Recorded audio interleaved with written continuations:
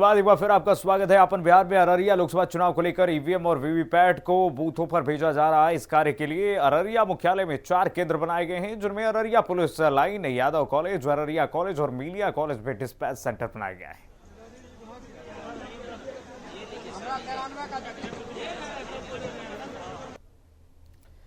तो चुनाव को लेकर के प्रशासन पूरी तरीके से पुख्ता इंतजाम किए हुए हैं और कल यानी कि 7 मई को चुनाव मतदान यहां पर होने वाला है और 5 सीटों के लिए यहां पर जो प्रत्याशी हैं, 54 प्रत्याशी, उनके जो भाग्य का फैसला कल हो जाएगा। बूथों पर लगातार पोलिंग पार्टियां रवाना हो चुकी हैं। अररिया मुख्यालय में 4 केंद्र बनाया गया है। चुनाव को लेकर के जिला प्रशासन पूरी तरह से मुस्तैद है, पुख्ता इंतजाम किए गए हैं। अररिया में कल 30वें चरण के लिए मतदान होना है और जनता अब कितना उत्साहित नजर आती है, किस तरीके से जनता वोट डालेगी, वो सुबह 7 बजे से ही आपको देखने को मिल जाएगा। हिंदी खबर पर लगातार एक्सक्लूसिव तस्वीरें भी हम आपको बिहार की दिखाएंगे और किस तरीके से वहां पर जनता मतदान स्थल पर पहुंचेगी वो भी आप हिंदी खबर पर दिन भर कल देखेंगे। आगे बढ़ते हैं। अररिया में 7 मई को 30वें चरण का मतदान होना है, जिसके लिए भारत नेपाल सीमा के अंतर्राष्ट्रीय बॉर्डर को 48 घंटे के लिए सील कर दिया है। अब आगामी 48 घंटे के लिए नेपाल की खुली सीमा से वाहनों की आवाजाही पर पूरी तरह से प्रतिबंध लगा दिया गया है।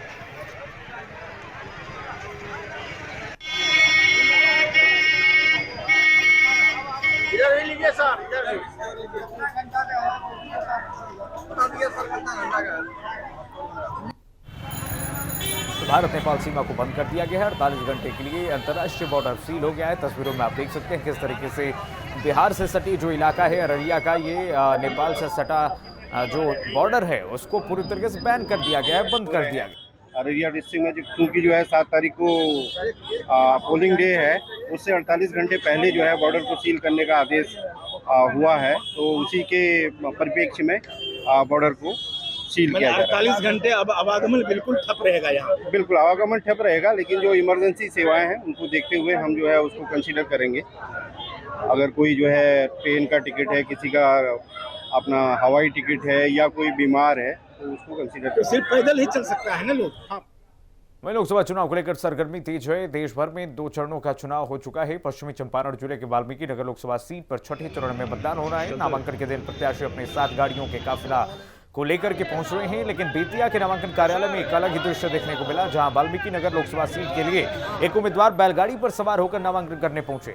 यहां पर बैलगाड़ी से पहुंचे रिटायर्ड रमेश कुमार ने नामांकन दाखिल किया। लोकसभा प्रत्याशी रिटायर्ड फौजी रमेश प्रसाद अपने समर्थकों के साथ बैलगाड़ी पर बैठकर कलेक्ट्रेट परिसर की तरफ जब निकले तो लोगों के आकर्षण का केंद्र बने रहे। मैं जब से सेना में से रिटायर आया हूँ, अपने गांव नगर की इतनी दुर्दशा देख के वे गरीबों मजलूमों की आवाज़ को उठाते रहते हैं, लेकिन सरकार हमारी कोई सुनती नहीं है। वहीं बक्सर लोकसभा में 1 जून को होने वाले मतदान से ज्यादा मतदाताओं की भागीदारी के लिए जिला प्रशासन द्वारा लगातार जागरूकता अभियान चलाया जा रहा है। जिला निर्वाचन पदाधिकारी सह जिला पदाधिकारी अंशुल अग्रवाल के निर्देशानुसार जिले के तमाम प्रशासनिक अधिकारी और कर्मचारी लगातार स्वीप अभियान के माध्यम से लोगों को अपील कर रहे हैं मतदान की। 6 विधानसभा जो हम लोगों की है उसमें लगातार हम लोग स्वीप के अंतर्गत जागरूकता कार्यक्रम चला रहे हैं। इसमें आप लोग मीडिया के लोगों को भी मैं धन्यवाद देना चाहूँगा जिनका सुझाव था कि जो है प्रखंड या जिला मुख्यालय के अतिरिक्त दूर सुदूर क्षेत्रों में भी इस तरह के कार्यक्रम चलाए जाएं। उसको भी हम लोगों ने संज्ञान में लिया और आप लोग देख सकते हैं कि ब्रह्मपुर के दूर सुदूर क्षेत्रों में, नैनीजोर के दूर सुदूर क्षेत्रों में एवं जिला स्तर के अन्य भी सभी क्षेत्रों में इस तरह के कार्यक्रम चलाए जा रहे हैं। और अब मई का महीना भी आ गया, आप लोग देखेंगे कि जैसे नोटिफिकेशन हो। बिहार के पूर्व मंत्री और राष्ट्रीय जनता दल के नेता तेज प्रताप यादव पाटलिपुत्र लोकसभा क्षेत्र में अपनी बहन और पाटलिपुत्र लोकसभा क्षेत्र से महागठबंधन उम्मीदवार मीसा भारती के पक्ष में चुनाव प्रचार करने दानापुर पहुंचे, जहां उन्होंने कहा कि पाटलिपुत्र लोकसभा क्षेत्र समेत बिहार की जनता महागठबंधन की ओर आशा भरी नजरों से देख रही है। सुनिए। भविष्यवाणी कर दिया इंडिया महागठबंधन की सरकार बनेगी और क्या। लेकिन बीजेपी बोल रही है कि हम 300। बीजेपी जैसा झूठा पार्टी कोई है? बीजेपी जैसा झूठा पार्टी है, इतना उलूल जुलूल में रहती है। हमला हुआ है चुनाव नहीं, जब चुनाव आता है तो पुलवामा में हमला होता है, हमारे नौजवान जो शहीद हो जाते हैं। अब फिर चुनाव आता है तो मोदी जी हड़बड़ा करवाते हैं लोगों को। केवल इन लोगों ने लड़वाने का काम किया, हिंदू मुसलमान कराने का काम किया। शहीद जो हुए ये सब किनके वजह से हुआ? ये मोदी जी के वजह से हुआ, नहीं तो पहले कहाँ कोई शहीद हुआ।